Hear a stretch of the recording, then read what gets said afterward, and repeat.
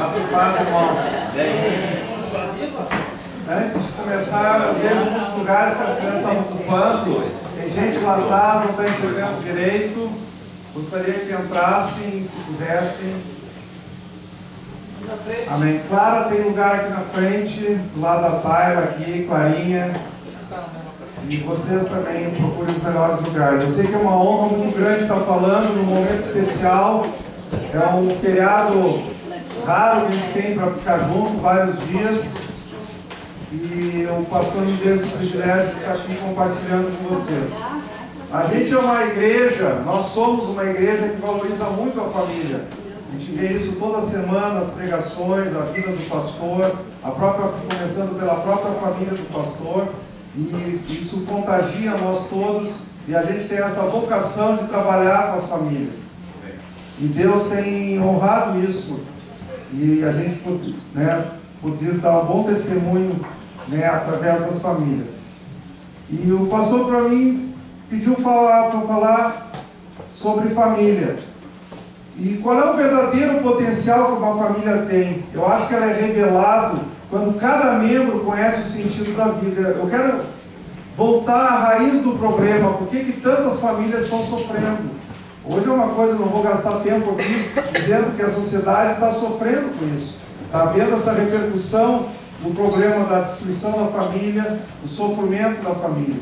E eu creio que na raiz desse problema está que a família é formada pelos membros, pelos pais, pelos filhos, mas se cada um não entender o significado da própria vida, como é que um conjunto, vivendo junto, as 4, 5, 6 pessoas, elas vão ser felizes?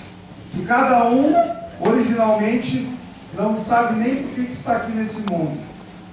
Imagine alguém vivendo a esmo, sem saber sobre a razão pela qual vive. O reflexo só pode ser desastroso.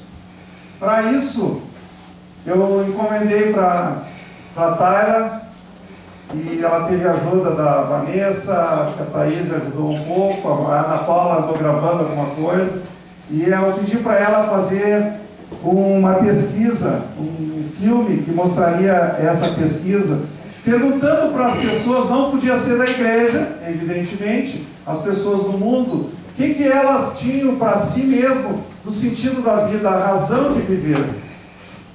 E eu fiz só uma exigência para a Taira, que ela fosse pedir autorização, porque nós íamos fazer um vídeo, ela mesma elaborou o vídeo, mas tinha que pedir autorização para a pessoa, mas não podia dizer para qual era a pergunta. Ia ser para a própria pessoa uma surpresa. Então vocês vão ter o privilégio de ver em primeira mão o que uma pessoa pensa a respeito dessa questão. Qual é o sentido de tu viveres? Qual é a razão principal de tu viveres? E a Vanessa e a Tayla, que elaborou o vídeo e fez todo o trabalho dela, que tem um chamado para isso, Então eu gostaria que vocês prestassem. É um vídeo simples, foi feito assim de última hora, mas com muito amor, e foi feito no shopping. Às vezes tem um barulho, ela até botou umas legendas. Todo mundo está enxergando bem a tela daí, às vezes tem um pilar. Quem não tiver pode deslocar, que é importante você estar vendo o vídeo. Então vamos prestar atenção.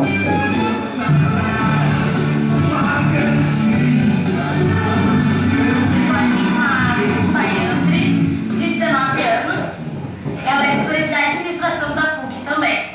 Eu vou te fazer só uma perguntinha e tu me responde bem natural. O que vier na tua cabeça me responde. Me diz o que tu acha que é o significado da vida. Pensa.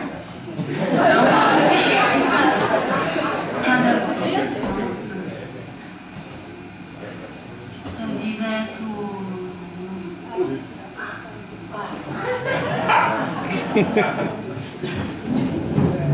resolvesse, tu sabe que tu vai ter que batalhar pelas tuas coisas, tu vai ter dificuldades,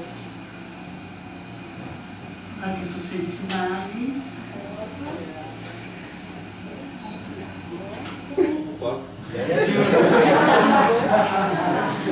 Por que tu acha que a gente veio ao mundo assim? Qual é o significado disso tudo? Por que a gente está aqui? Só isso. Não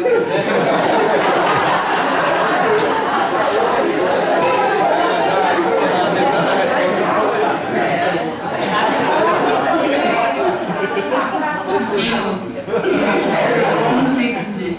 Nunca pensou nisso? Não.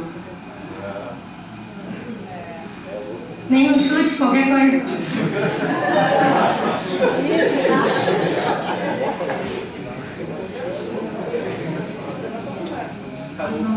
Qualquer coisa. Qual é o significado da vida pra ti?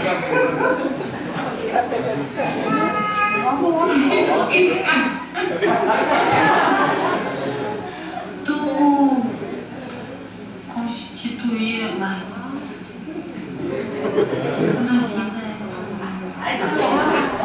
tu batalhar por aquilo que tu quer, sim. Depois de certa idade tu vai ter a família. Claro que até lá tu vai ter muitas dificuldades e tal, mas é sempre tu tentar ser feliz. Não quer dizer que eu tô aqui com a Rafaela de 13 anos. Rafaela me responde uma pergunta. Pra ti, o que tu acha que é o sentido da vida? Tu já pensou nisso? Agora eu tô com a Regiane de 34 anos. Regiane, pra ti, qual que é o sentido da vida?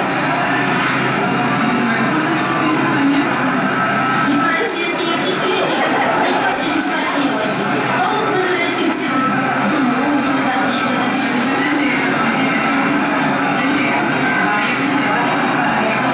Daniela Truque, e ela vai nos responder qual é o sentido da vida, Dani, pra ti. Ai, o sentido da vida... é uma pergunta muito complexa, não tem uma descrição certa, assim. Mas eu acho que o sentido da vida é tu alcançar objetivos, com um dia após o outro, tu saber conviver, tu saber amar as pessoas, tu ter laços de amizade,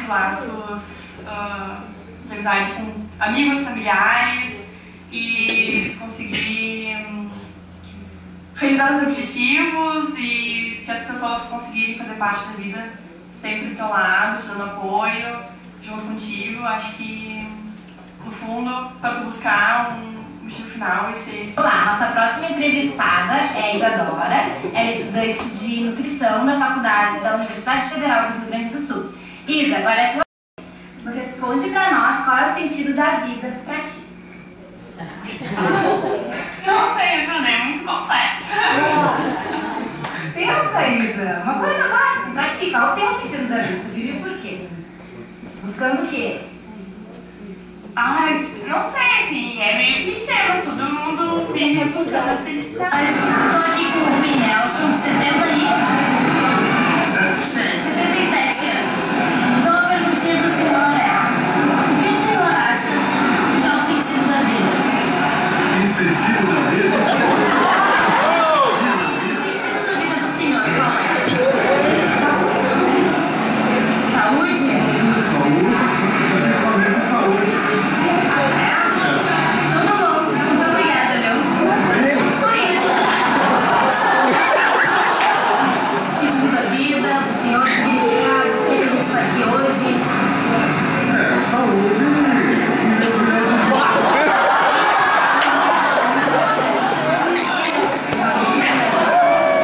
Por isso que a gente está aqui hoje, então. Tá vivendo, tá feliz? Então tá bom.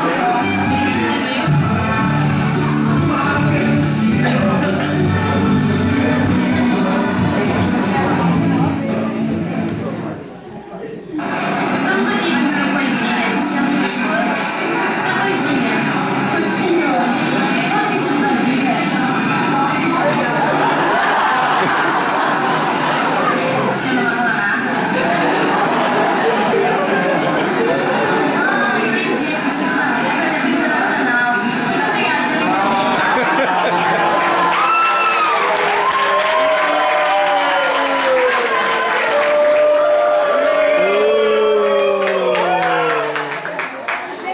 Vamos, Inter!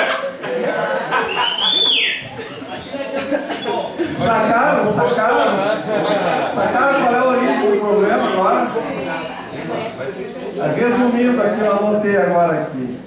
o sentido da vida aqui para o povo que está lá fora é batalhar, ser feliz, aprender, alcançar objetivos, amar as pessoas, buscar felicidade, saúde, ver mulher bonita. E ele ainda disse, só isso. Na idade dele, né? Ele disse, e o último disse que o sentido da vida era perder para o Internacional, né? Esse é o mais certo. A Tayla entendeu dele ali que era perder para o Inter, o sentido da vida. Então, a gente vê então, o que isso está trazendo de repercussão. Até eu quero compartilhar com os irmãos uma coisa. Afinal de contas, qual é o sentido da vida? Qual a razão disso tudo? Como posso enfrentar propósito, realização e satisfação da vida? Cada pessoa. Nós mesmos que estamos aqui. Onde eu tiraria o potencial de realizar algo de verdadeira significância duradoura? Ou a vida não tem propósito? Você sabe, eu era ateu, e para os ateus que usam lógica, porque tem ateu que não pensa dessas coisas, mas quando tu usa a lógica que Deus te deu, e se tu é ateu, a vida não tem propósito, não tem sentido. Como que pode ter sentido se tu é fruto de uma explosão? Quer dizer, algo por acaso, criado por acaso, pode ter um sentido? As coisas têm sentido quando teve um planejamento, tem uma finalidade. Agora, uma explosão, uma evolução do macaco, e aí vai dizer que eu tenho sentido?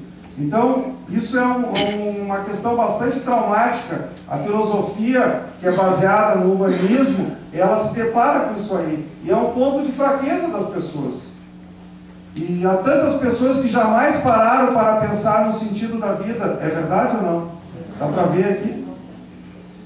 Anos mais tarde, elas se olham para trás e se perguntam por que seus relacionamentos não deram certo. E por que se sentem tão vazias, mesmo tendo alcançado seus objetivos estabelecidos. Interessante que me chamou muita atenção dos anos para cá, um economista muito conhecido no meio acadêmico do Brasil, Janete da Fonseca, foi um dos 3 principais que bolou o Plano Real, professor da Fundação Getúlio Vargas, e não é cristão. E eu creio que ele vai ser alcançado por Jesus em breve, e ele começou a pesquisar a satisfação das pessoas. E o que dava satisfação, como durava um período de satisfação. E escreveu um livro sobre isso. O interessante é que ele conclui que quanto maior o nível financeiro de uma pessoa, menor a capacidade das coisas materiais de darem prazer a ela. Deu para entender? Quando você é muito milionário, talvez você só vai ter uma grande satisfação se comprar um banco. Porque ganhar uma camisa já não vai fazer diferença, um carro não vai fazer diferença. Então a gente vai nessa busca de conseguir alguma coisa material, que aquilo tem uma busca de satisfação por trás daquilo, mas que quando a gente realmente alcança aquilo é meio vazio. Você já notou isso? A gente sonha por uma coisa, quando alcança mesmo, aquilo já não tem mais o mesmo valor. Então, quem não é do meu tempo ainda, mas Juan Manuel Fangio, um corredor argentino, ele fez uma frase: fui apenas um corredor de automóveis, não fiz nada para o bem da humanidade. E um outro corredor, Alex Dias Ribeiro, esse é cristão, já é mais jovem, e ele escutou aquela frase do Fangio, já com 80 anos, e ele disse, o Alex, essa sentença do pentacampeão mundial de Fórmula 1, Juan Manuel Fangio, aos 80 anos, despertou-me para uma realidade chocante. É duro chegar ao fim da vida como um mero passageiro do destino e ir-se embora deste mundo sem deixar sua marca na história com algum benefício para a humanidade. Por fim, o próprio Alex diz, é duro batalhar uma vida inteira subindo a duras penas a escada do sucesso até conquistar o último degrau. só para descobrir que a escada estava apoiada no muro errado.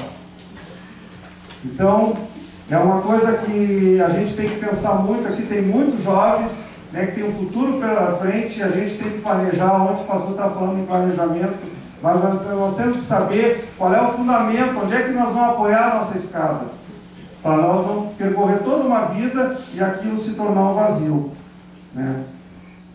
Um jogador americano de beisebol também alcançou o hall da fama nesse esporte. Foi questionado sobre o que gostaria que lhe dissessem, né, antes de ele ter começado a jogar beisebol. E ele respondeu: eu gostaria que alguém tivesse me dito que quando você chega ao topo, não há nada lá. Muitos objetivos revelam o quanto são vazios apenas depois que vários anos foram perdidos na busca dos mesmos. Então, uma questão que o próprio Salomão, né, já tinha questionado isso, está lá no livro de Eclesiastes. E em nossa sociedade humanística, as pessoas vão atrás de muitos propósitos, pensando que neles encontrarão sentido. Entre eles estão sucesso nos negócios, prosperidade, bons relacionamentos, sexo, entretenimento, fazer o bem aos outros, etc. Não que cada coisa dessa seja ruim em si mesmos, não são. Mas as pessoas já viram que, mesmo quando atingem seus propósitos de prosperidade, relacionamentos e prazer, havia ainda uma grande lacuna interior, um sentimento de vazio que nada parece preencher. Salomão expressa esse sentimento quando diz: vaidade de vaidades, tudo é vaidade. Salomão tinha prosperidade além da medida, sabedoria maior que de qualquer homem no seu tempo ou até no nosso. E eu não combinei nada com a dona Helena, e ela foi ler aqui a sabedoria, explicar para nós a sabedoria de Salomão. E Salomão tinha prosperidade além da medida, sabedoria maior do que qualquer homem do nosso tempo, mulheres a centenas, ele teve mais de 1000 mulheres, naquele tempo era permitido, palácios e jardins que eram inveja de outros reinos, a melhor comida e o melhor vinho, e toda forma possível de diversão. E ele disse em dado momento que qualquer coisa que seu coração quisesse, ele obtinha. E mesmo assim ele resumiu essa busca como sem significado. Alguém vai procurando aí os últimos 2 versículos de Eclesiastes e lê para mim depois. Por que existe tal vazio? Porque Deus nos criou para algo além do que nós podemos experimentar no aqui e agora. Deus nos criou para algo além do que nós podemos experimentar no aqui e o agora. Gravaram bem isso? Algo além, por isso que nós nunca somos saciados com as coisas daqui. Disse Salomão a respeito de Deus em Eclesiastes 3:11. Não é o que eu pedi para ler. Ele diz assim: ele também pôs a eternidade no coração dos homens.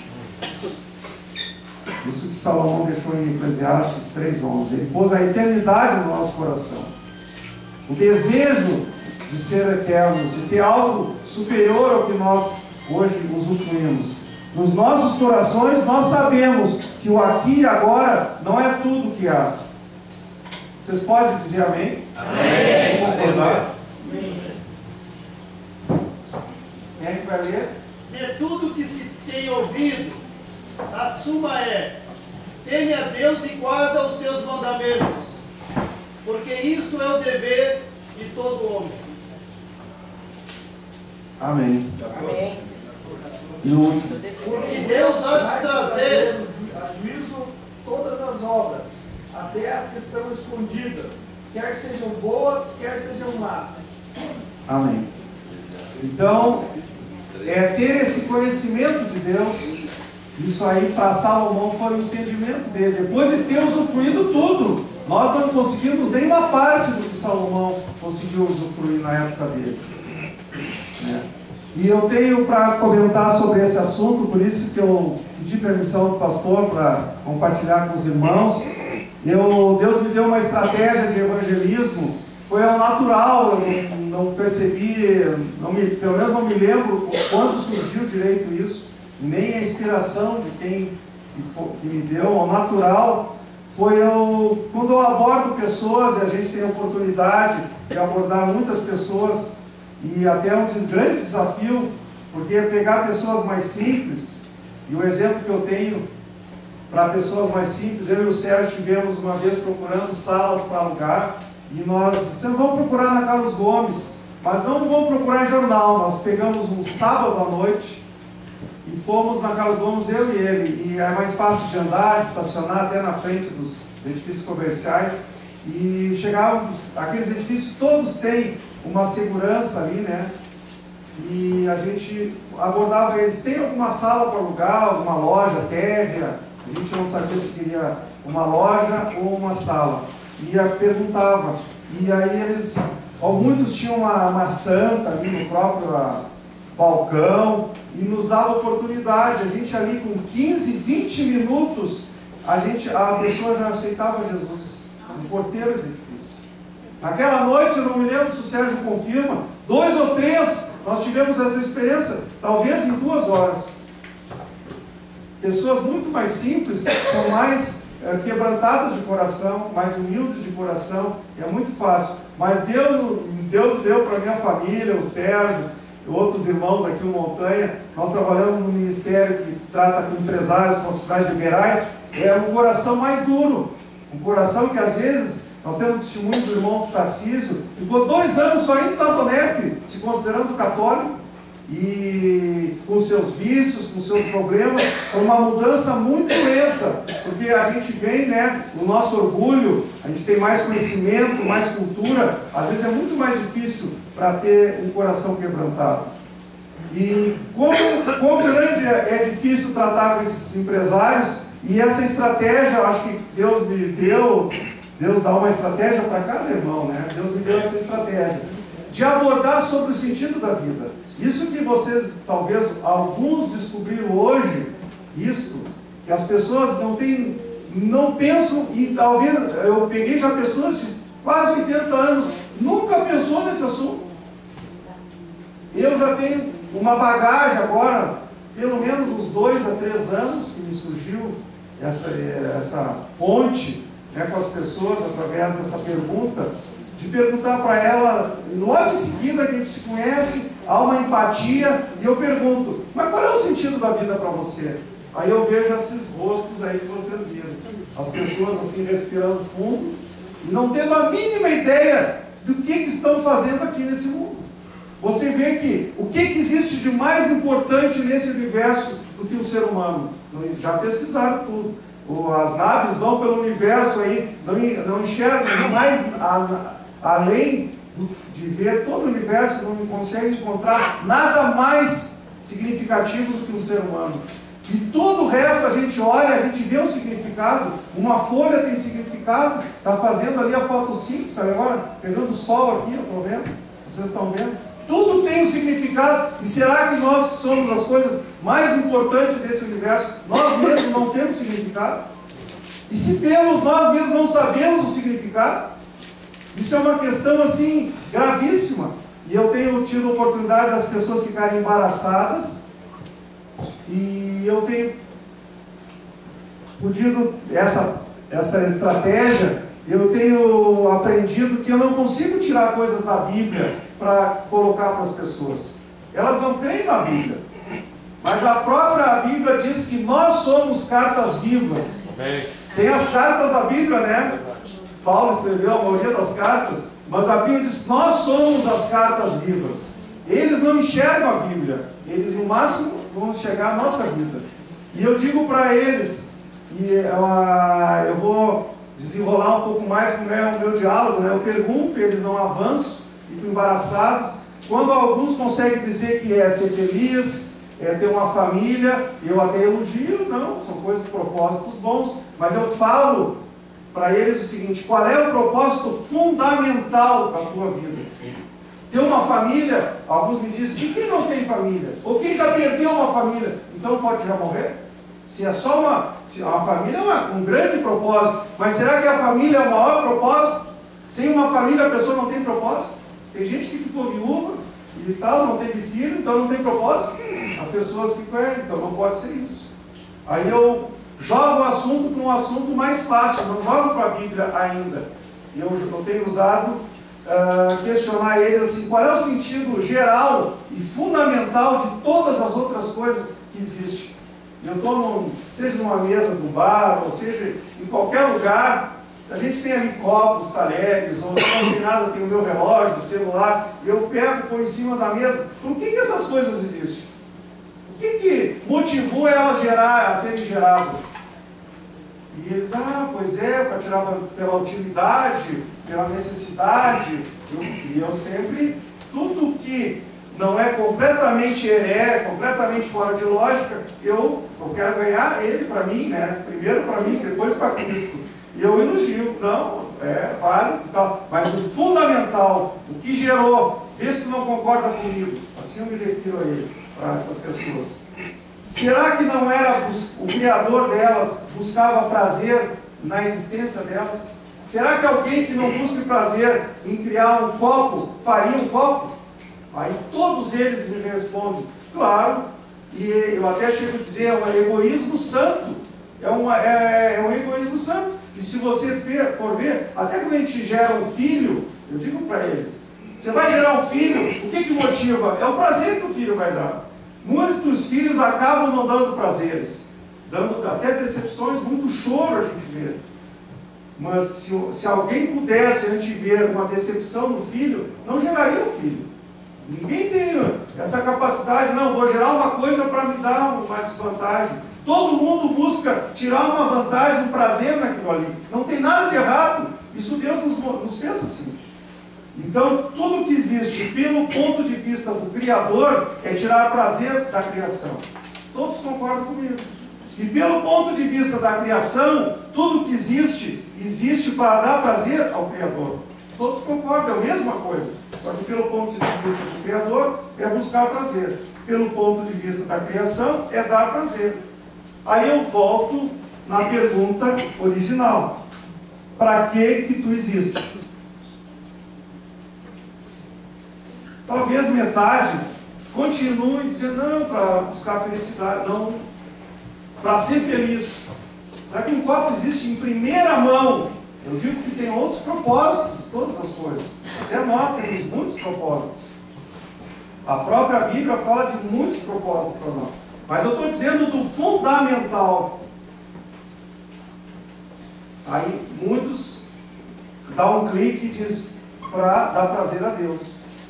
E eu disse, está aí, ó, matou a charada. Tu existe, tu não vai ficar fora desse princípio. Tudo que existe, existe para dar prazer ao Criador. Seja um copo, um talher, um relógio, tudo existe. Por que ele existe? Porque se ele não passaria a ter existência se não fosse isso gerado lá no coração do Criador. Eu vou buscar prazer naquele objeto, naquela coisa criada.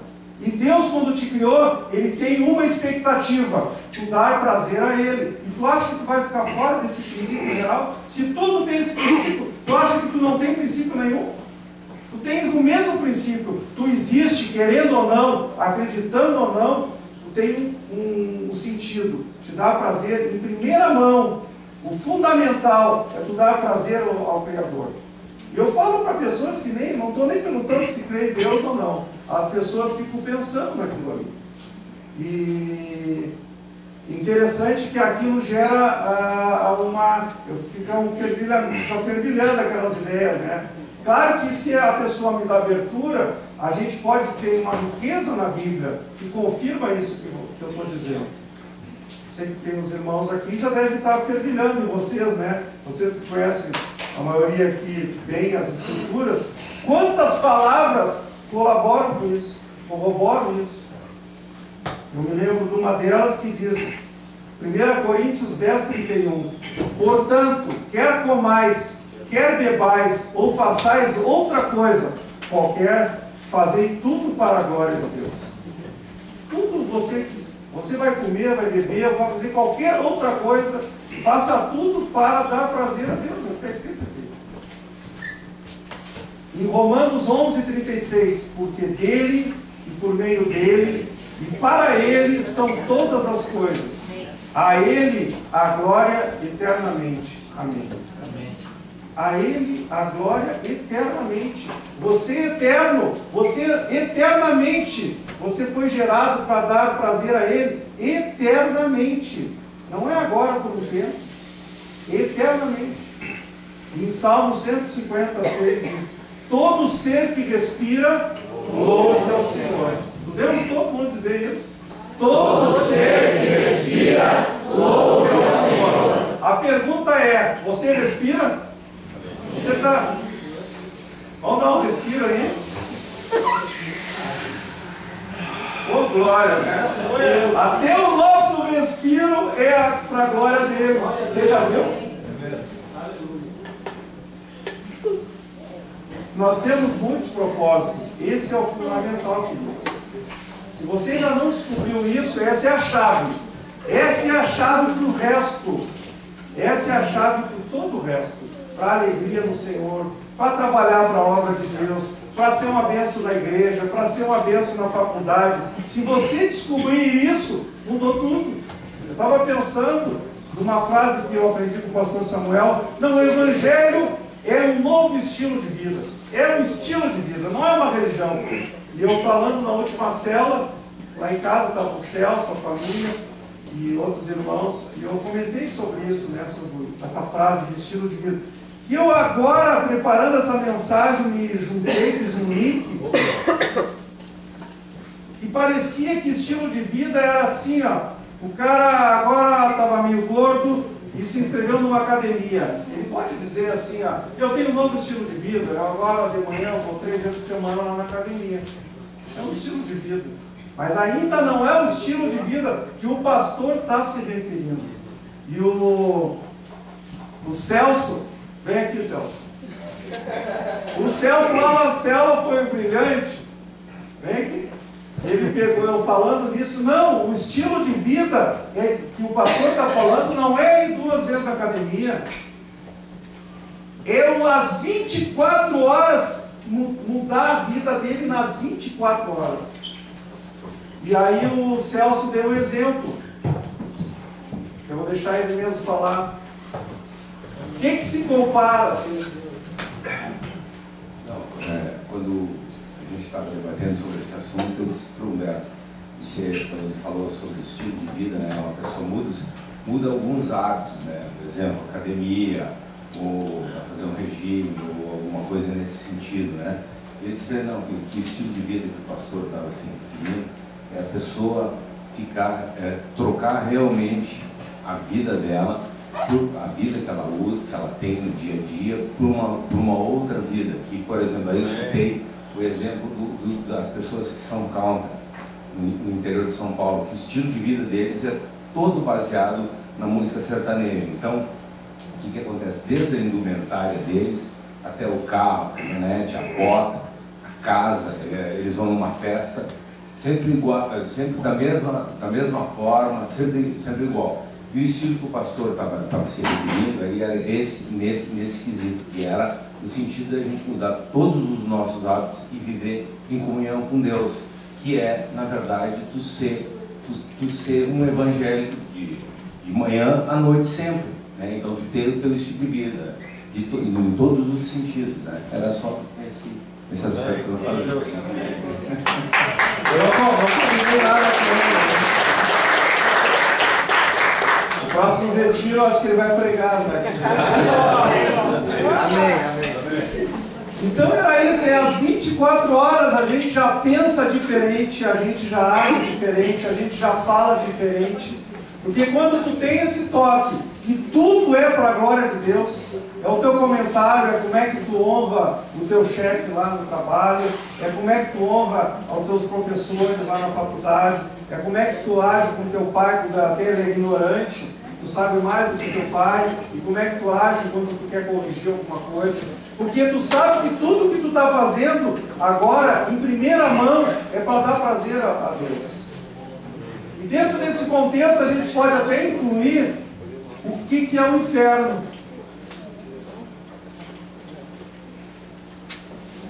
Todo mundo ficou mudo assim?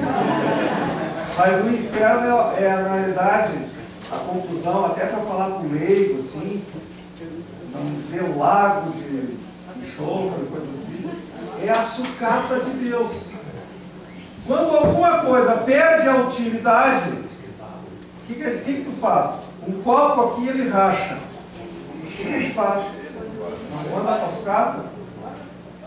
Quando uma pessoa que foi criada com a razão principal de dar prazer a Deus e não consegue dar prazer a Deus, ela está fora totalmente da utilização dela, do propósito dela.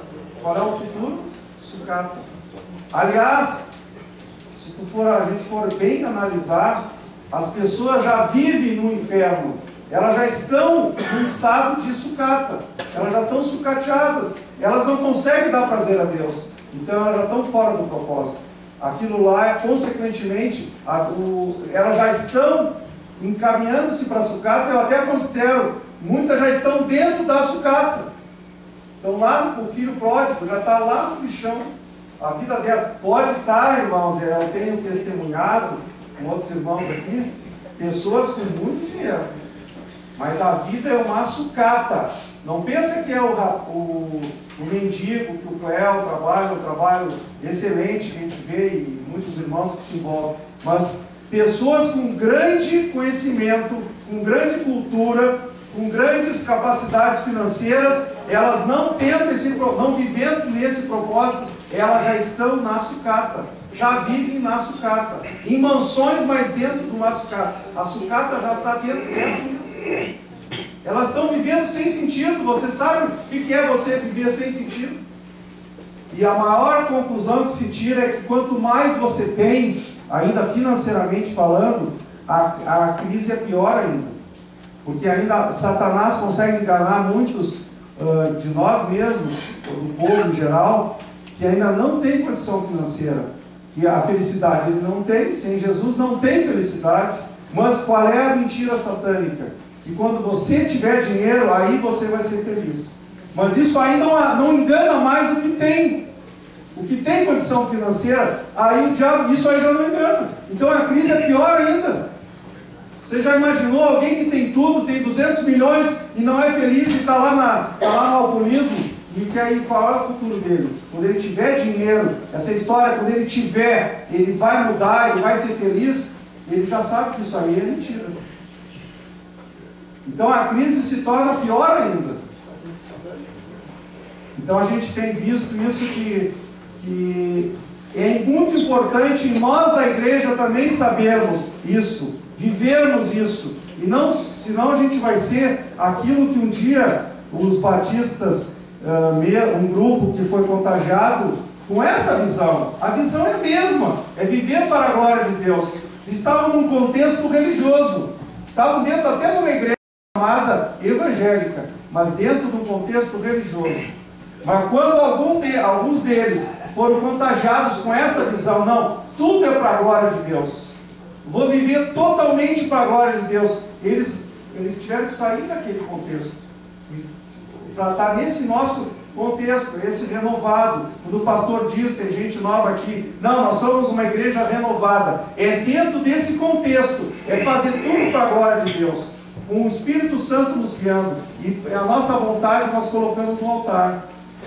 Algumas coisas espirituais é entregar no altar a nossa família, os nossos filhos, o nosso futuro, os nossos planos, é espiritualmente, eu estou entregando, eu não consigo. As minhas dificuldades eu não consigo, está aqui no altar. Outras é fisicamente entregando.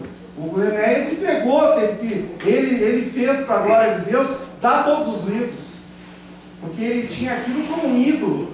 Tem certas coisas que nós vamos ter que abrir mão fisicamente, mas a maioria nem é fisicamente, a maioria ainda é entregar o coração. Não, eu entrego esse problema, é um ídolo. Às vezes até um filho, entregar um filho parece que entregar um filho, não, aquilo é um ídolo.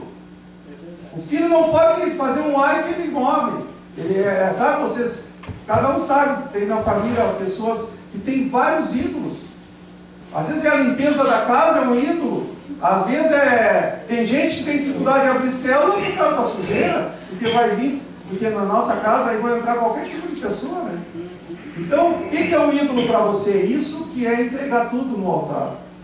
Tem gente nova aqui que diz, pô, então eu vou ter que entregar tudo, vou ficar sem nada, vou ficar pobre de novo. Não é isso que o pastor está falando. Eu vou entregar tudo aquilo para Deus agora comandar. E a Bíblia diz que a vontade dele é boa, perfeita e agradável. Desculpa que eu fico nervoso e sério. Para gozar paz. Eu fico um pouco, falta saliva. Em Gênesis, vemos que Deus criou a humanidade à sua imagem e semelhança. Vamos falar de outros propósitos também importantes. Então, o primeiro é para dar prazer a Deus. Todo mundo concorda aqui? Porque você, qual é a razão disso? Porque você não ia estar fora de um princípio que é geral. Tudo que é criado tem um propósito. O propósito principal de tudo que é criado é dar prazer ao Criador. E você não vai ficar fora disso. E um outro propósito é sermos a imagem e semelhança de Deus. Está lá em Gênesis, né, 1:26, que Ele nos criou a sua imagem e semelhança. Isso significa que nós somos mais parecidos com Deus do que com qualquer outra coisa, qualquer outra forma de vida. Você sabia o que é mais parecido com o ser humano? É um macaco? Não. Nós somos mais parecidos com Deus. Porque Deus está lá na Bíblia. Nós somos feitos à imagem e semelhança do macaco. Não, a imagem e semelhança de Deus. Então eu fico imaginando, apesar de que hoje nós caímos, a humanidade caiu por causa do pecado, mas a gente ama porque Deus ama. É verdade. A gente tem alguma bondade porque Deus tem bondade. A gente até tem ira porque Deus tem ira. Sabia que para muita gente isso é um choque? E você sabe que falar em fora não é fácil que Deus tem ira. Eu me lembro que o Montanha, primeira célula que ele foi lá em casa, nós lemos um texto da ira de Deus. E ele, só um pouquinho, Deus não tem ira. Então nós vamos ter que mudar a Bíblia um monte de lugar. E às vezes aquele dia até me perdoa, Montanha. No primeiro dia, eu não tinha sabedoria do pastor Samuel, mas a gente quer corrigir de acordo com a Bíblia, algumas coisas tem que pegar separado, assim, né? E a gente falou assim, olha, mas pela Bíblia Deus tem ira. Claro que a gente está acostumado com a ira não justa, né? A ira do homem não tem todos os dados, as informações, e muitas vezes a gente até peca com a ira, mas a Bíblia diz... Ireis, mas não pequeis. Porque o que é a ira? Por que Deus pode se irar e nós podemos se irar? Porque a ira é indignação contra o pecado. Se você não tem ira, você está morto moralmente. Se você vê um assaltante assaltando uma velhinha no ponto de ônibus, mesmo que você está passando de carro a 60 por hora, e se você não se irar por dentro com aquela situação, você é morto moral. Mas você não é morto moral. Você foi feito à imagem e semelhança de Deus. E Deus tem ira. E você vai ficar irado contra o pecado. Você vai ficar irado com o que a sociedade está fazendo, com os casamentos homossexuais. Você vai ficar irado contra o Big Brother. Agora, pecar é diferente. É ficar amaldiçoando aquelas pessoas, é ficar já condenando aquelas pessoas. Não tem jeito para elas, não. A gente tem que dizer, não tem jeito para o Pedro Bial. Eu sei que o pastor está falando tudo isso, mas está orando pelo Pedro Bial, mas é diferente do que já está amaldiçoando o Pedro Bial. Então nós estamos irados com o que ele está fazendo. A própria Bíblia diz que Deus ama o pecador, mas abomina o pecado, tem ira contra o pecado. Então você, irmão, e nós todos, nós somos feitos à imagem e semelhança de Deus. Isso é um grande propósito. Nós também vemos que antes da humanidade cair em pecado e a maldição vir por sobre a terra, as seguintes afirmações eram verdadeiras. Primeira, Deus fez o homem uma criatura social. Não é bom que o homem esteja só. Está lá em Gênesis. Deus, em segundo, Deus deu trabalho ao homem. Deus tinha comunhão com o homem, que era a coisa mais a principal. E Deus deu ao homem domínio, a gestão sobre a terra. Ele deu domínio para nós, e não nós deixar dominar. Qual é o significado desses propósitos? Eu creio que Deus tinha uma intenção com cada uma dessas coisas, acrescentar realização à nossa vida. Porém, tudo isso, especialmente a comunhão do homem com Deus, foi adversamente afetado pela queda do homem. E o pecado entrou e, consequentemente, a maldição sobre a terra. Está lá em Gênesis 3. Em compensação, lá em Apocalipse, o último livro da Bíblia, no final de muitos outros eventos previstos no Apocalipse, lá no final do Apocalipse, Deus revela que Ele irá destruir a atual terra e céu que conhecemos e conduzir-nos a um estado eterno, criando um novo céu e uma nova terra. Podemos dar glória a Deus? Você está feliz ouvindo isso, sabendo que lá em Apocalipse Ele vai, aquele sonho que está dentro do teu coração, que está dentro do teu coração, de cada um de nós, ele vai ser realizado. Aquele estado que não vai, aquela tristeza, que Ele vai recolher, não vai ter o choro, a nossa lágrima, não vai ter o pecado, a tristeza, a traição. E nesse tempo Ele irá restaurar a comunhão total com a humanidade redimida. Aquilo que foi perdido lá em Adão vai ser restaurado. Alguns da humanidade terão sido julgados indignos e jogados lá na sucata. Eles não quiseram, rejeitaram Jesus, rejeitaram o Salvador. E a maldição do pecado será eliminada. Não haverá mais pecado, tristeza, doença, morte, dor, etc. Aquilo que o teu coração anseia. Glória bem, Senhor. Glória a Deus, Senhor. E aqueles que creem, nós, todo o corpo de Cristo, o corpo de Cristo, não pensa que é nós aqui reunidos, ou na Plínio, ou lá no Partenon tem outro corpo. O corpo de Cristo é todos os salvos de todas as gerações. Amém. Aqueles que tinham prazer de estar com o Senhor, aqueles que viviam isso, que é o propósito da vida, o sentido da vida. Eles sabiam que a vida sem Deus não tem sentido. E aqui nós então herdaremos todas as coisas. Está lá em Apocalipse 21:7. Deus habitará conosco, e Ele será nosso Pai, e nós seremos os filhos. Está lá em Apocalipse 21:7. E aqueles que crerão herdarão todas as coisas. Deus habitará com eles, e eles serão seus filhos. Amém. Portanto, chegamos ao ponto inicial de que Deus nos criou para termos comunhão com Ele. O homem pecou, quebrando tal comunhão. Deus restaura esta comunhão completamente no estado eterno, com aqueles julgados dignos. O que é julgados dignos? Julgados justos. Quem que nos justifica? Jesus. Romanos 8:1, o que diz? Agora, pois, nenhuma condenação há para aqueles que estão em Cristo Jesus. Não há nenhuma condenação sobre você, irmão. Sobre mim, não há nenhuma condenação. O diabo quer apontar, não, mas tu já fez aquilo. Tu já usou, uns já usaram drogas, outros já adulteraram. Cada um de nós tem uma história longa. Mas aquela história passada já está no lado. Glória a Deus. Nenhuma maldição há para os que estão. Nenhuma condenação há para ti, meu irmão.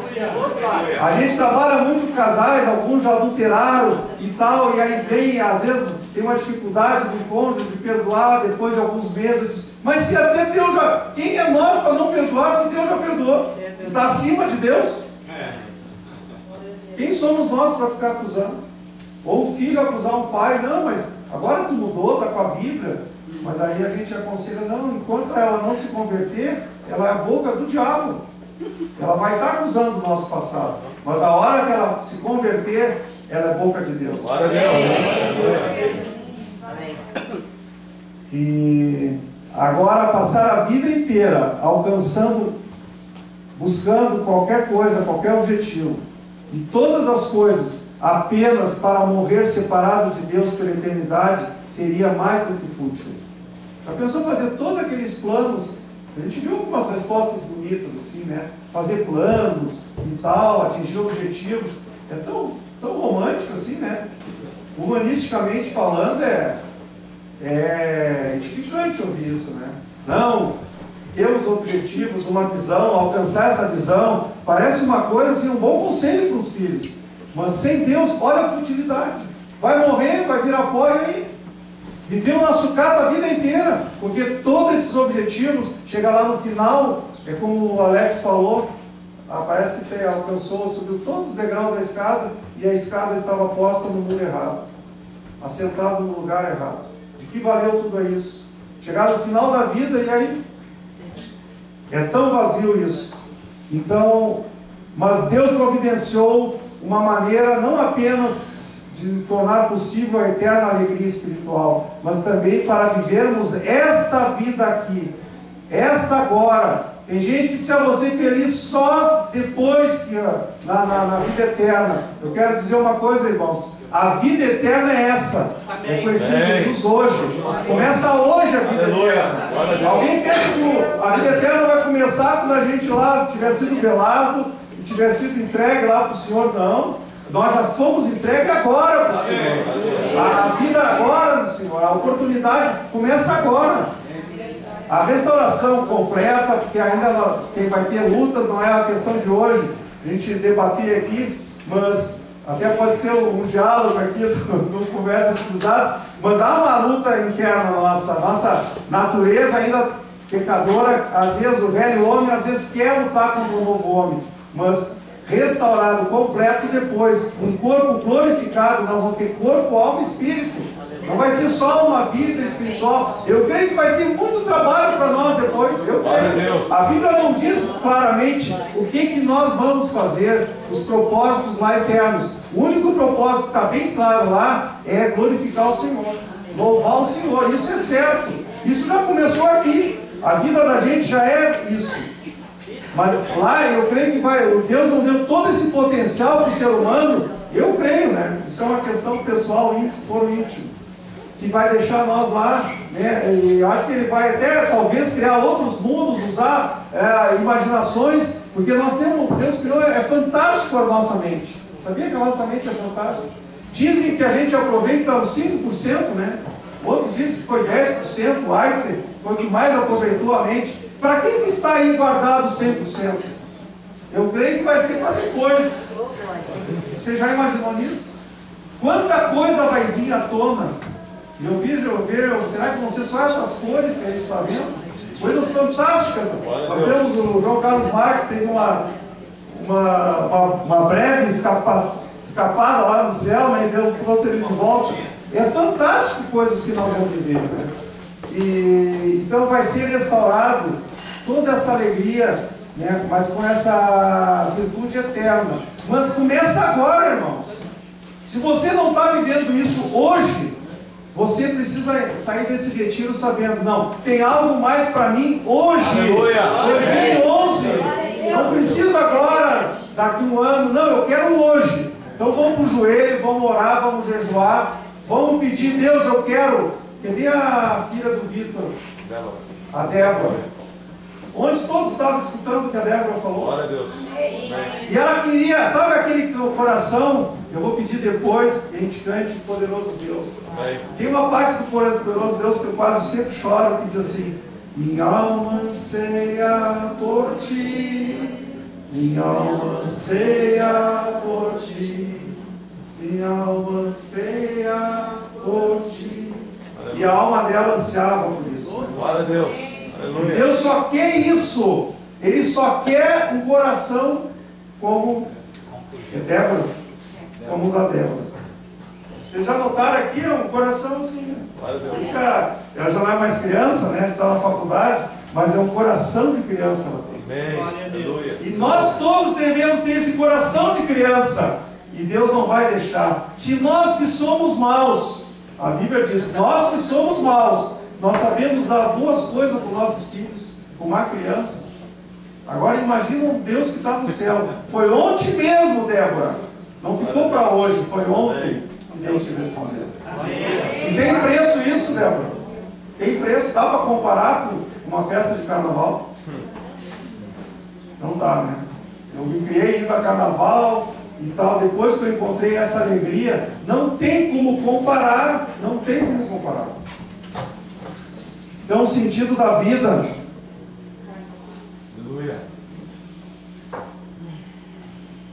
voltando, dar prazer a Deus, sermos a imagem e semelhança de Deus, vivermos isso. A Bíblia diz que nós vamos ter o caráter de Cristo, estamos indo nesta direção de termos o caráter de Cristo. Por isso que nós fomos criados já a imagem e semelhança de Deus, caímos disso, fomos rebaixados disso, e estamos crescendo agora em estatura para chegarmos à estatura de Cristo. E um terceiro grande propósito é fazer parte da família de Deus. Deus tem um propósito também, nos colocar na família dele. Ele está formando uma grande família, irmão.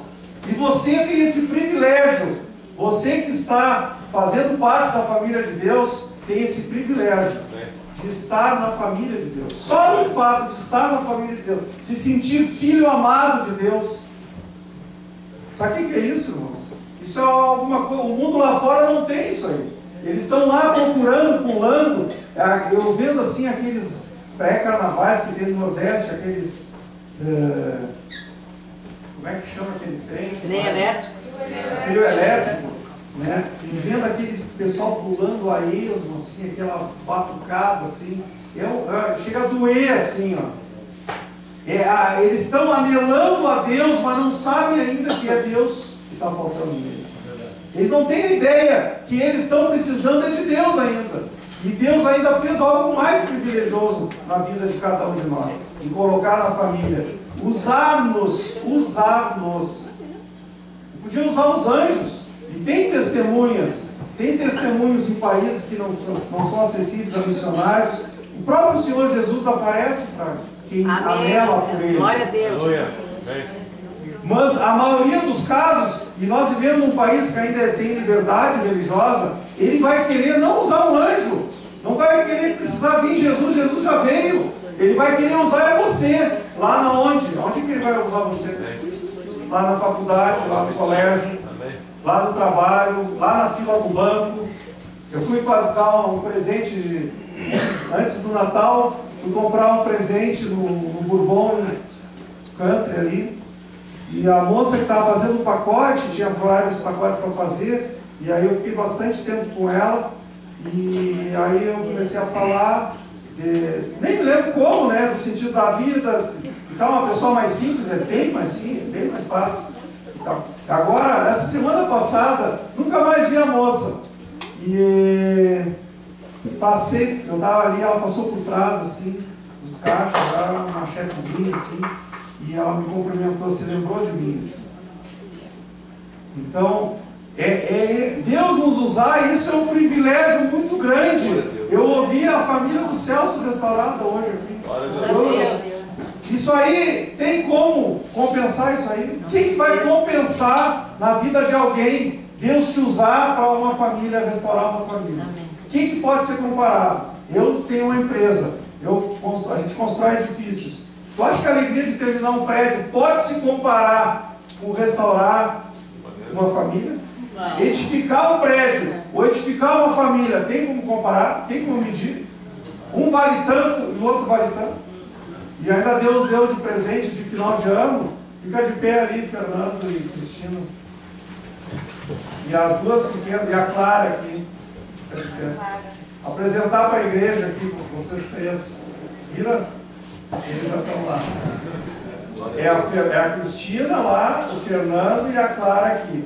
Depois tem a Mariana e a Fernanda que desceram lá na escolinha. São os novos irmãos aqui da igreja.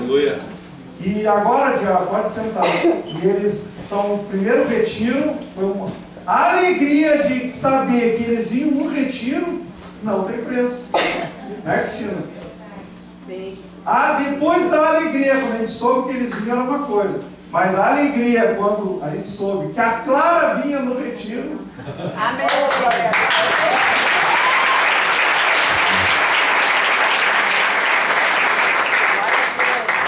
Porque a Clara, eu conhecia menos, né? A família da última quarta-feira do ano.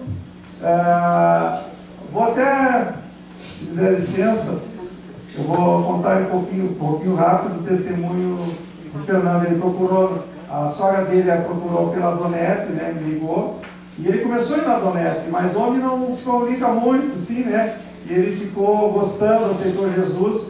E dia 28, 29 de dezembro, 29 de dezembro, ela aceitou, e ela tinha toda uma dificuldade. A Cristina aceitou conversar lá em casa conosco, e foi uma das coisas mais fantásticas em 7 anos de a gente conhece a Cristo.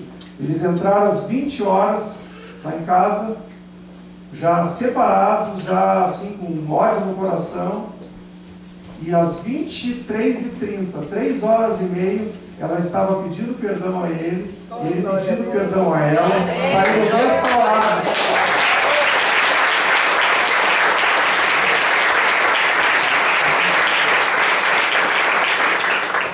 E é uma história fantástica que depois o pastor vai convidar para dar um testemunho. Mas a Clara, uma semana depois, já estava lá também, sentada na mesma cadeira que a mãe dela sentou. E a gente pôde, né, ter essa graça. Por isso que eu digo, o privilégio nós temos. Quando o pastor fala que a gente, né, o prazer de servir a Deus, eu acho que só entende quem começa a servir. Eu acho assim, se tu falar para alguém o gosto de uma maçã, mas quem nunca comeu uma maçã, você pode ter o maior esforço de explicar o gosto de uma maçã. A pessoa não vai conseguir. Agora, quando você, né, experimenta, aí é uma coisa, tu sabe, o gosto da maçã é aquela, não precisa mais. Quando você experimentar servir a Deus, e você for um instrumento para salvar vidas, e mudar a natureza de uma pessoa, porque é só Deus que faz isso, irmão. Mudar a natureza do ser humano, que nós somos duros. E ainda os mais intelectualizados, as pessoas mais sábias aos olhos do mundo, são mais difíceis. O Fernando, diretor de empresa, ela formada, a filha já entrando quase na faculdade, todos nós somos difíceis. Ainda mais essa classe de pessoas. Mas Deus, quando entra e a gente vê esse privilégio, a família dos céus, e tantas famílias, tantos vocês, todos nós fomos difíceis. E nós vemos a nossa natureza trocada, isso não tem preço. Então, às vezes, talvez muitos não entendam o que o pastor está falando, mas eu digo assim, enquanto você não experimentar, você não vai entender mesmo. Você tem que ir só experimentando. Para isso tem uma história, até estava preparada para estar no final, mas encaixa aqui, que é como a gente vai num teatro. Eu me lembro que o teatro, não vou há alguns meses aí no Teatro São Pedro, mas quem já teve a oportunidade de ir, tem a plateia. Não tem a plateia? Sabe o que é a plateia? A gente fica a um nível um pouquinho mais acima do palco. Você está vendo no olho do artista ali. Está participando, vivendo a encenação. Mas você já foi alguma vez nos camarotes laterais, último andar? Alguém já foi? Como é que tu vê? Tu vê a cabeça dos artistas só. Você vê lá de cima, acho que deve ter uns 15 metros de altura, você vê lá de cima, lateralmente, quase todo mundo você vê de cima, assim. Você não vê nem o rosto, a expressão do rosto. Dá para imaginar que não foi? Não, olha a percepção, a diferença de percepção. Você está no mesmo ambiente, mas a qualidade de percepção. E a vida cristã dá para ser assim medida também. Claro que a plateia, vamos chamar assim, ela deve custar uns R$300 um grande show. Mais caro. Uma grande peça de teatro. Mais caro. E aquele lugar lateral Mais barato. do último andar deve custar R$40. Tem um preço a pagar para estar ali, vivendo a peça. Parece que tu está dentro do palco ali. A vida cristã é similar. Você pode escolher. Só tem um preço a pagar. É render totalmente a tua vida e a tua vontade de Jesus. Você vai estar participando assim, ó, olhando a Bruna que nem eu estou olhando aqui. Ó. Vendo aquela quando entrou na minha casa a primeira vez, a gente até, a minha fé era pequena naquela época, viu? A gente olhava ela, as roupas dela, o carro dela, dizendo, essa aí não vai se converter, desculpa. Entendeu? O New Beatle, assim, a gente não é que a guria é essa bênção. Isso aí revoluciona tudo. lê, tu fica baratinado, a Bruna. Onde falando em línguas aqui, pastor? Isso aí muda teólogos, uma loucura. Teólogos, uma loucura. Não, aqueles religiosos antigamente você tinha que trazer ele aqui agora, né? Ver a Bruna assim. Então, isto é viver na plateia, é estar ali vivendo a ação. Outra coisa é você ter a vida cristã olhando de cima, lá mal vendo, sabendo assim, ó, a Marlene ganhou tal vida, o Arnaldo agora trouxe uma moça lá, colega do Ramon, que se converteu. Qual é o teu nome? Letícia. Ganhou a Letícia, mas tu não está fazendo, tu só vê falar, tu só está escutando de longe, tá entendendo? Tá lá na camarote, o nome parece até bonito, né? Camarote lateral do último andar lá. Galeria. Pior ainda, né?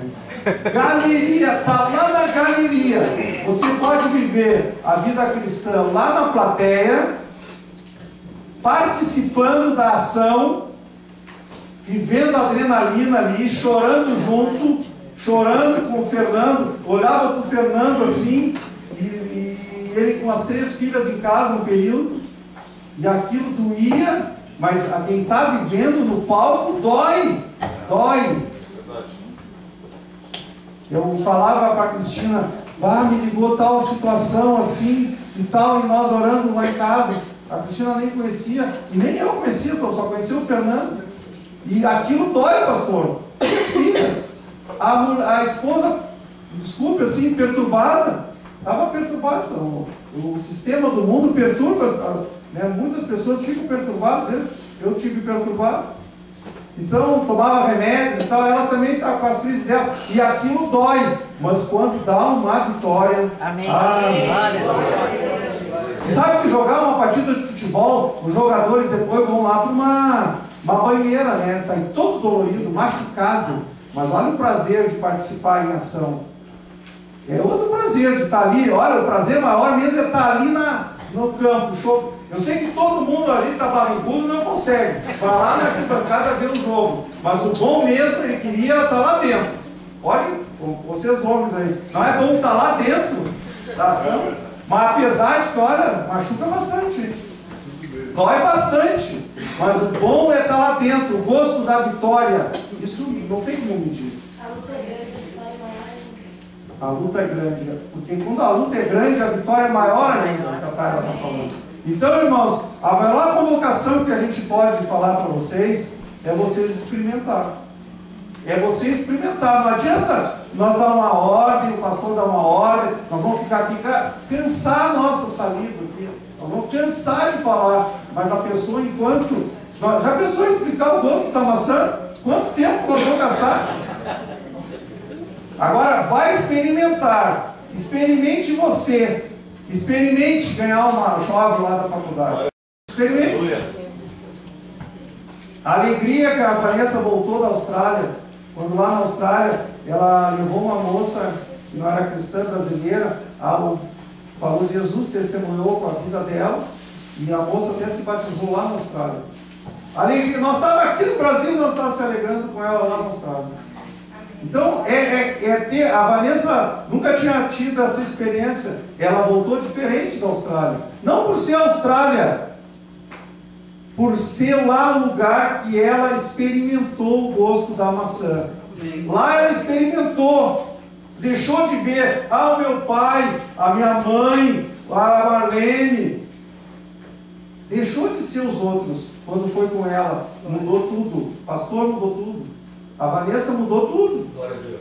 Aqui na igreja, como é que vai mudar a sua vida? Você vai ser outra pessoa. Vai ter mais sentido tudo quando você ficar participando. Você vai estar em ação.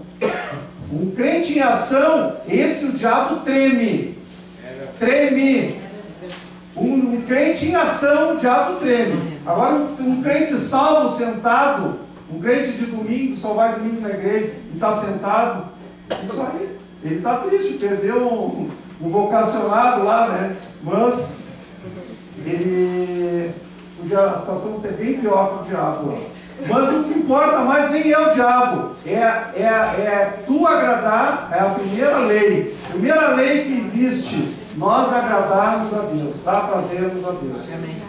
Qualquer ignorante pode aprender isso, irmão. Então você pode estar lá, é o cara que vai entregar água mineral. Você pode explicar para ele. Tu sabe qual é o sentido da vida? Deixa ele falar. Depois tu faz. Se tu quiser usar esse gancho que eu estou falando, né? Que eu uso, você pode dizer, não, mas tudo que existe na vida existe com um propósito, agradar o Criador, porque senão nem passaria a existir. Ninguém é louco fazer alguma coisa para não tirar prazer. E tu acha que Deus está fora disso? Em seguidinha o cara vai querer saber mais. Aí tu pode dar uma Bíblia, pode... Eu uso assim, irmãos.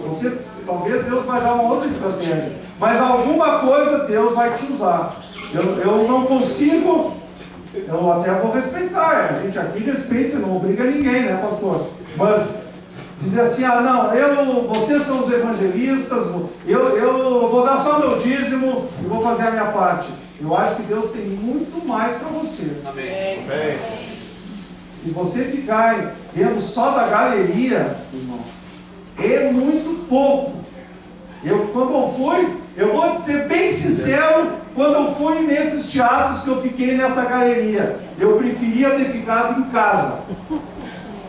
Eu me senti muito mal, eu me senti em segundo plano, falando sério.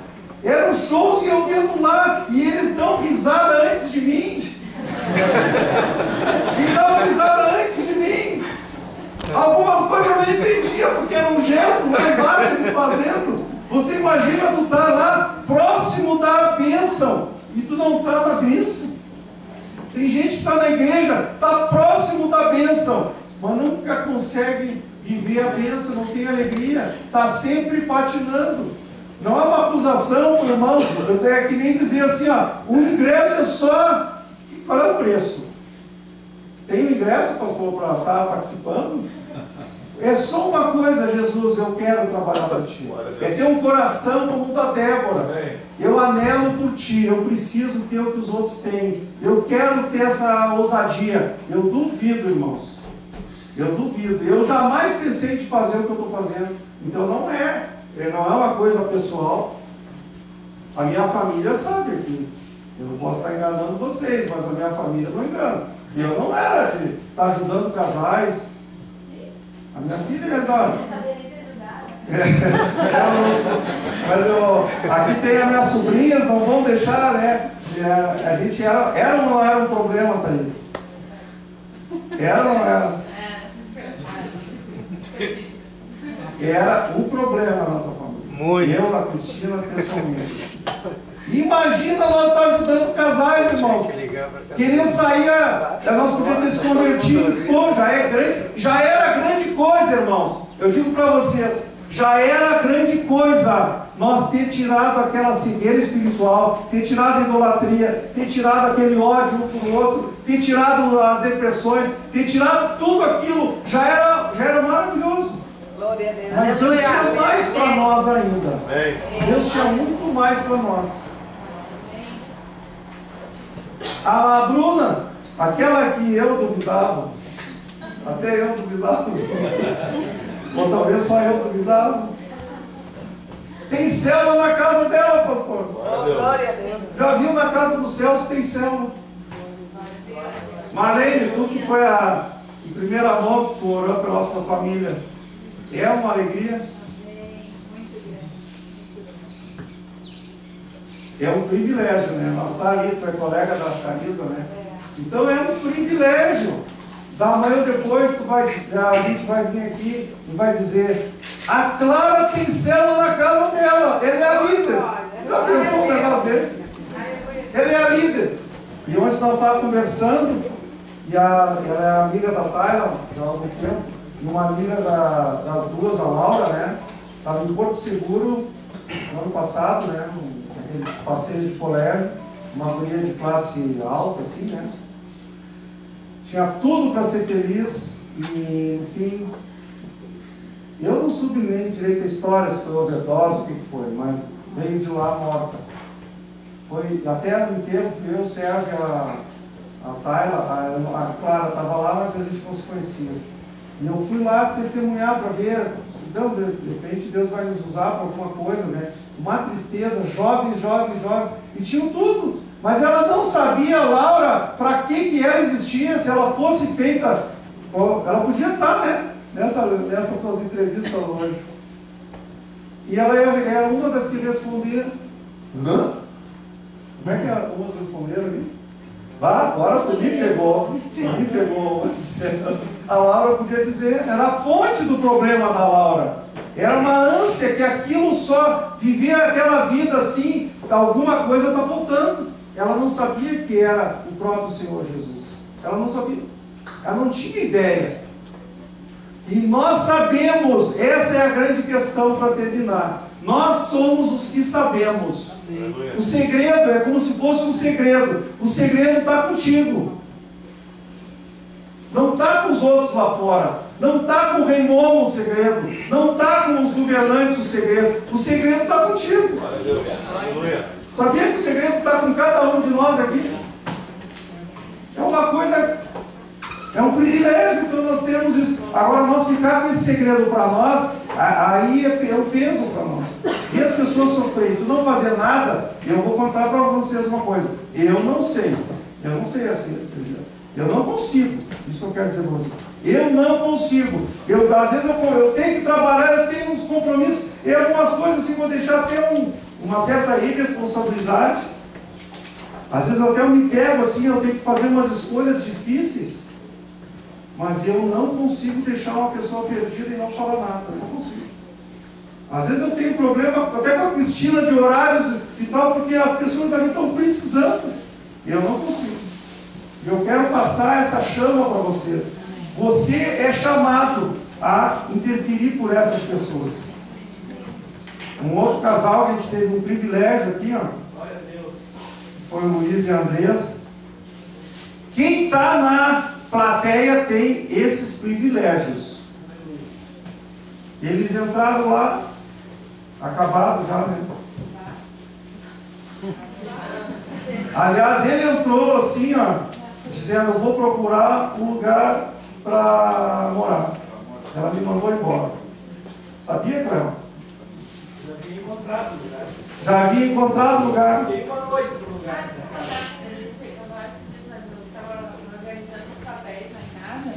E ele me chamou e disse, vem aqui que eu te mostrar uma coisa. Daí ele abriu a agenda, uma agenda velha já, 3 anos a mais. E ali estava escrito, pensão, tantos reais. E ele já tinha feito o orçamento até para a pensão dos filhos. Então, nossa, Eu pensei que tu ia falar daquela outra.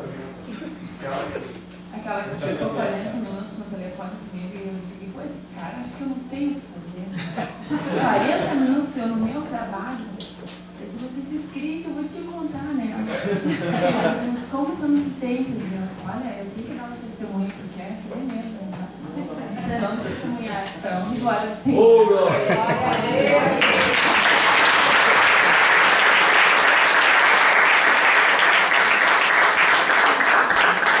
O Luiz vai lá em casa com 2 filhos. Eu estava perguntando se eu sabia que de repente não tinha contratado ele, né? Não eu contratei o senhor. Não, doutor, não é? E tu, Gabriel. Eles têm 3 filhos, mas naquela noite tu foi com os 2 maiores, né? E eles estavam bem tristes. Você lembra disso, Gabriel? Então tu vê 2 crianças assim, parece que o caminhão passou por cima, assim, sabe? Tu olha assim as crianças, misericórdia. E ele dizendo que ia sair de casa, me contando a situação da cabeça da esposa. Aí eu disse, me dá o telefone dela. E liguei e falei coisas assim, mas eu pensei que quando ela falou a agenda, eu pedi para ela, anota, tem agenda? Ela disse, tem. Abre no dia de hoje. Escreve aí. Eu vou ser muito feliz, eu vou experimentar um casamento que eu nunca tive. Aleluia. Anota aí, acreditando ou não. E ela anotou. Já anotou, já anotei. E eu disse outra coisa antes, né? O Luiz vai ser feliz. Estou abandonando ele ou não. Ele vai ser feliz. Agora, tu, infelizmente, Aí eu falei umas coisas fortes ali, né? Aí ele fez eu me ensinar, né? Aí eu olhei de bom, então eu vou perder, ficar sem nada.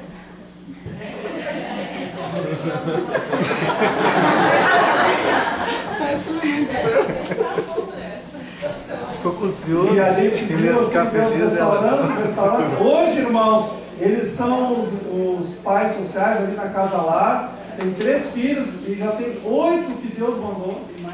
E eles estão amando aquelas crianças. Ah, agora ela está grávida. Ela está mais. Ela vai até contar detalhes aqui. Mas olha aqui, Deus levanta uma família que estava se autodestruindo. Agora eles estão construindo uma outra família, restaurando vidas. Eles estavam se perdendo as vidas. E agora Deus está usando para eles restaurar vidas. Glória a Deus. Aleluia. Então, essa era a mensagem. A mensagem que cada um saia daqui sabendo que tem uma coisa. Se tem uma coisa só para sair daqui, que saia com isso. Eu existo para dar prazer a Deus. Para dar glória a Deus. Eu queria que cantasse Poderoso Deus. E quando você cantar agora, eu sei que ainda tem alguns irmãos com estágios diferentes. Alguns que ainda não se entregaram totalmente, tipo que a Débora queria aquilo ontem. Eu sei que Deus tem mais para mais irmãos aqui. Tem uns que nunca louvaram. Vamos prestar atenção aqui. Nunca louvaram de todo o coração. Você está entendendo? É se jorrar todo, se jogar nos braços do Senhor, como se fosse se jogar num rio, uma piscina assim, ó, se entregar. É todo o corpo, alma, espírito, jogar assim, ó. Eu quero isso para mim. Eu quero que aquilo que os irmãos estão falando aqui, poucos conseguem falar aqui na frente, mas eu quero. Tem uns que ainda não sacudiram o saco do aspirador do corpo, não tiraram as mágoas, as tristezas, não perdoaram, não deixaram o Senhor agir na sua vida de verdade, estão aqui dentro, cheios de dor, cheios de dor. É só sacudir, gente, tirar tudo, absolutamente tudo, deixar que o Senhor faça uma limpeza. Viver outra vida, viver a vida plena do amor do Senhor. Tem que perdoar, tem que amar, tem que olhar de manhã cedo para o marido, dizer Deus te abençoe e se apaixonar cada dia, em primeiro lugar pelo Senhor e depois pela pessoa que está do nosso lado, que tem defeito, como nós temos também, mas viver essa vida de amor que o Senhor quer, essa vida de amor verdadeira, começar a viver o céu aqui, porque é aqui que o Senhor quer, é aqui que nos criou o prazer dele. Receber uma flor como no deserto, quando a vida da gente era no deserto. É Deus. Agora eu quero que você ore nessa canção e quando falar assim, eu anelo por Deus, anseio por Deus, anseia a Deus, Ele vai te encontrar aqui nessa manhã, irmão. Ele não é homem para que minta, Ele diz que quem me buscar vai me achar. Ele não é só com a Bruna, só com a Vanessa, só com a Débora, Ele é com todo mundo. Só que tem gente que está travada ainda, não consegue adorar o Senhor. Se a adoração é o centro da nossa vida, se a adoração for o centro da tua vida, uma vida de adorador, Ele é fiel e justo. Ele não vai deixar você ficar ainda naquele teu sofrimento, naquela tua dúvida. Mas será que Deus me ama? Não, Ele vai te dar essa certeza, irmão. Ele vai te dar, irmã, essa certeza. Aproveite essa canção, essa oportunidade. Chore na presença. Quem quiser aqui, ó, se deitar no chão, se ajoelhar no chão, na cadeira, aonde tiver, a expressão de adoração que tiver. Mas eu não quero que saia daqui alguém que queria se entregar no Senhor e não se entregou nessa manhã.